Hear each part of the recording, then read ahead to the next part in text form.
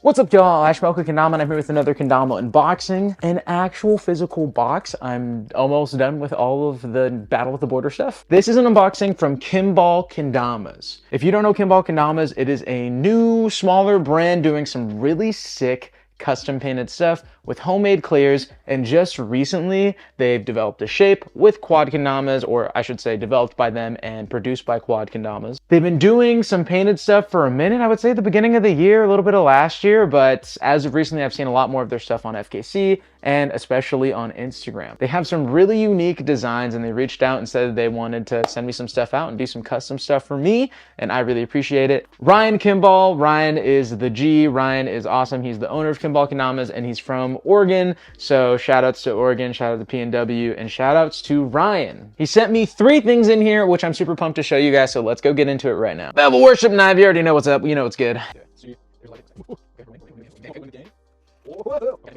Boom, boom, boom. This thing is really packed well. We got some paper right there, and then we got all of the cheese. We got all the stuff. Here are all 3 of the things that Ryan said he was gonna send me. Let's review this red one really quick. Oh my God, it's sticking. You can kind of hear it sticking to the bubble wrap, which is funny. Ah, yes. Wow. Oh my gosh. Check that out. This red guy right here is the Space Goo Clear from Kimball Kendamas. This thing is quite beautiful. I wanted some triple stripe designs because I was really missing the Tribute Kendama triple stripes. This has the more closed stripe spacing that the new Kusa stuff has, but yeah, I just wanted a triple stripe, and he definitely delivered on that. As you can see, it has this nice like pearlescent, kind of like a pinkish red, which I like a lot, and then these stripes are this nice orangey yellow, which is really cool. It looks like all these stripes are, I don't know how he's applying these, you know, Ryan can let me know in the comments down below, but they look super clean to be hand brushed, and if they are, that's super crazy. And then in terms of how he's applying this sticky coat, which I will not be pressing up against and screeching or anything like that, Ryan said not to and advised not to do that. So unfortunately, you will not be able to get that from me today, but just know, you can kind of hear it. It's kind of like it wants to stick to the hands a lot. There's a lot of like dust that is stuck to it, as you can see. So it is kind of overtly sticky. We'll get a Ken on it and like actually play it and then actually break it in.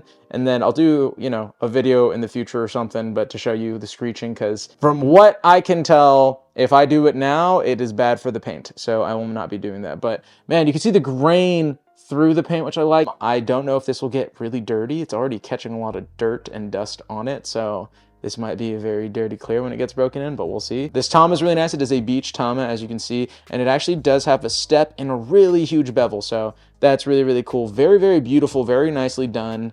Props to Ryan for this guy right here. This is sick. The second clear looks like it's a newer clear. It's very much the opposite direction of the Space Goo clear that we just unboxed. This is more of like a rubbery matte type deal. As you can see, you can kind of see it. It's not really reflecting off the light like that. But as you can see, we got a Rasta stripe with like a ghosted white on this beach Tama, which I'm super hyped to play. Some things on the Tama off the bat is there's some kind of like raisedness going on. You can kind of see that there's some like, I can't tell if it's dust or anything, but it looks like there's some blemishes of the clear, not over clearing, but just like little dots of the clear when it was applied. But yeah, it feels really good. It feels really grippy in hand. I'm very excited to try this out. It's a really unique feeling. Not a lot of clears have this kind of feeling. I would say the only comparable thing is if Rhino Clear was really, really, really moist is what I would describe it as. But it doesn't have that dryness that Rhino has. It has very much a like grippy feeling in hand. Can we just appreciate how nice these stripes are really quick? These stripes are put on so well. Whatever technique he's using is a very good technique because they look super even, or at least to my eyes, to the bare eyes, they look really, really even. So that is super sick. Same thing going on here with this Tama. There is a step in the bevel, and then also it looks like there's some of that clear in the bevel, which seems like it'll help a little bit with the stall. So we'll check that out. So yeah, we got the second Tama. Between the two, which one do you guys like the most between design-wise? This has nothing to do with how good they are, but you know, which one do you prefer? Do you prefer this shiny red one or this Rasta one right here? This is a pretty sick design, but also very cool design here. All right, and the thing that I'm excited about, which you guys can get your hands on very soon, is wabang. We got the K1 Ken right here. That is beautiful.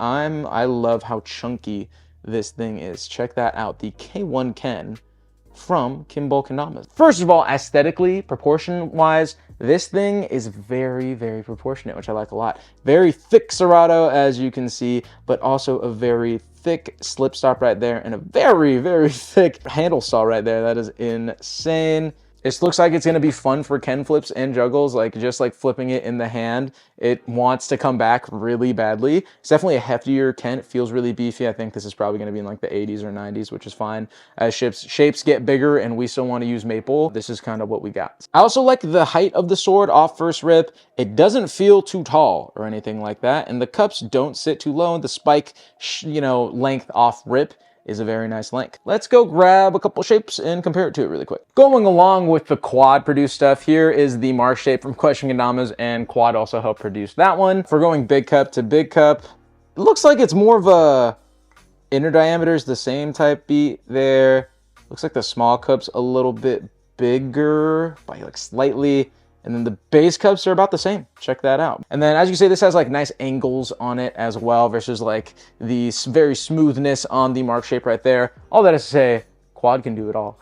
Something I really like is how flat these cup rims are. The durability for flat cup rims is up the wall. So that's really exciting. A shape that I hope a lot of you have, because this is one of the best shapes ever. We got the Lotus Kendama Elements, and if we're going big cup to big cup, the K1's definitely bigger, small cup to small cup. K1's definitely bigger, base cup to base cup. Kimball's definitely bigger. Just check that out. Although I do think they have the same sort height relatively.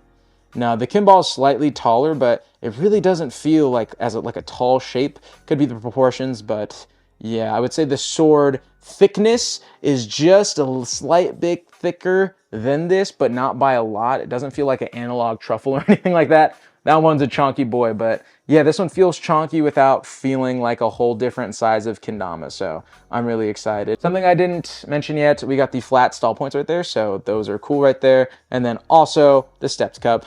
The stepped cup is very nice, but it's very, very subtle. It's not in your face or anything like that. The Kimball logo right there is very clean. Props to whoever designed that. If it was you, Ryan, sick. If it was someone else, props to that person. They have that, portal stuff, the balance hole that you can still do finger spins in, but it doesn't taper or anything. It's just in there. And if you like your finger spins, you can do your finger spins in there. I want to play this right now, so we're going to play this, and we're going to let you know what I think about the Ken, and then what I think about those two clears.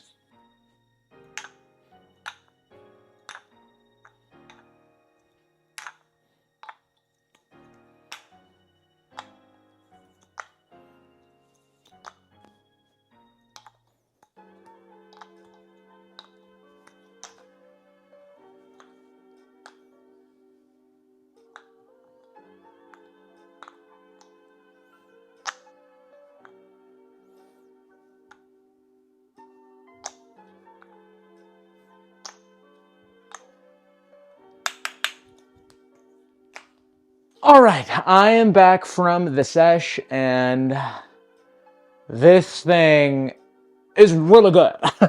So let's talk about these clears actually really quick. So the Space Goo clear is very, very grippy, like very, very grippy, like rock off the Ken grippy. Obviously I only played with it for like 10 minutes and it's supposed to break in a little bit more and then be a little bit more reasonable. But yeah, just off first rip, this thing was rocking. But man, lunars on this thing are fun. They're super fun, and it's very, very enjoyable to play if it doesn't rock off. I only experienced the rocking really with the lighthouses, but the lunars were pretty decent. Something I noticed about this one specifically, and not this one when putting the string on, is that it was kind of getting caught. I think there was like some residue. It's gone now because I poked the string through, but it was just a little difficult. I don't know if that has to do with the clear. Maybe it was the wood in the Tama. Maybe there's some flash in there, but just a weird thing about this Tama putting it on and off. The in-hand feeling is very, very gross. Very interesting feeling. It means it won't slip out of your hand, but yeah, it is pretty tacky. So if you don't like that, hopefully when this breaks in or something like that, it'll be a little bit better. But yeah, keep that in mind if you don't like that really, really gross feeling in your hand or anything like that. That is what this is. As for the K1 clear, I really like the in-hand feeling of this. Even though it is a little bit moister and a little bit grippier than other paints, it just feels very soft to the touch, when the grips of your finger get on it. It feels like it's gripping, it feels secure, but it doesn't feel gross or anything like that. I would say they have like equal grip on the hand, actually. I will say I am noticing some wear just from the 10 minutes of play that is kind of worrisome. As you can see, I don't know if you can actually see that, but there's some dent marks, and I can't tell if that is it flaking or not, or if those are just dent marks. So we'll get more of that out of the durability, but it plays really, really nice. Now this can is something else. You can see from that little sesh, the lunars on this thing are smacking. The flips are super fun. The length of this shape just makes it so it flips faster, which is really, really nice and really, really cool. I definitely enjoy the Ken flips and the juggles and flips on this thing. It is immaculate. Again, the lunars are honed. They're super honed. They're top tier lunars, some of the best lunars that I've ever played, which is really, really nice. And the spike is just right there. Like,